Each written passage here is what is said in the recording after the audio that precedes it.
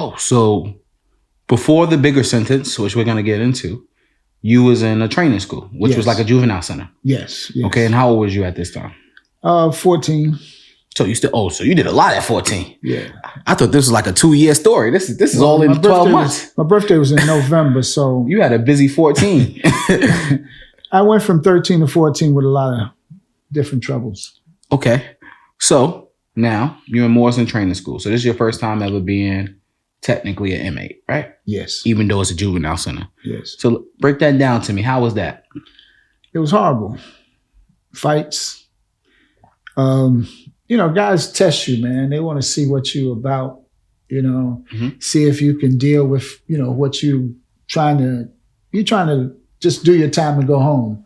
And at that time, a lot of us, we had no real education, no really, we didn't want to think about no therapy and, sitting down, talking and stuff like that. It was fight first and then it was protect yourself, fight, and then maybe later on you might talk to somebody or something like that. Okay. So you were sentenced to how long at the Morrison Training School, and how did you finish out your sentence? I didn't. Oh, you got released? No. I escaped. At 14? At 14. Oh, you got to explain this to the fans, man. How did you do that? My mother came to see me. She brought my oldest sister, and I think it was a couple of my nephews, one of my nephews and my youngest brother. It's about 5 of them that came to visit me right there before Christmas. It was the month of December. I think it was early in December. So they came to visit me, and they stayed that whole day. It was on a Sunday.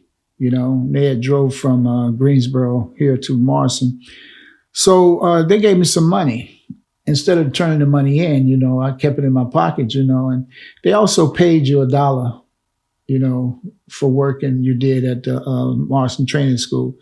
I used to clean up the administration building. So that was my job. And then from there, I went to school, So from there, I said, man, I got to get out of here. I had a fight that day. I had a fight practically every day. It was some kind of fight. Now, if not a fight, somebody would hit you and, now you can let somebody hit you and then you don't do nothing in front of the administrative people, or then you maybe come back to the dormitory and let's take this in the shower and, get this resolved, That's the way it was back then, So, I think I'd had a fight but I'm paying attention to my surroundings.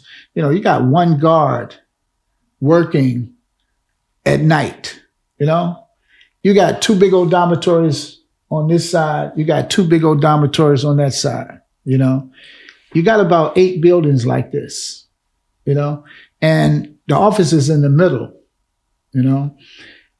They had a man, the round punch clock. You hold on. You sound like me right now. You got to see my episode 1. I say 40 times.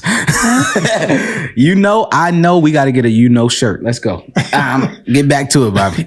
They have the punch clock. Okay. So I realized that the punch clock guy, he comes around every hour. Okay.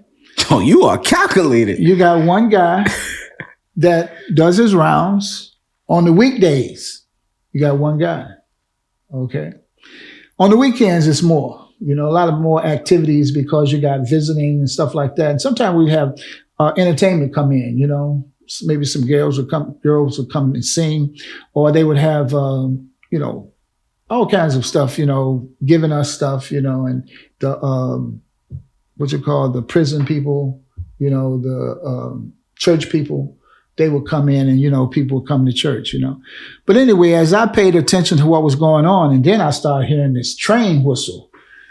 Ooh, like, wow, where's that train coming from, So that gave me ideas, So now my thinking is this. I'm going to go out that back door and I'm going to run up that hill as far as I can, the way I came in, and I'm going to find that railroad track. I'm going to walk that railroad track to that next city. And that's what I did.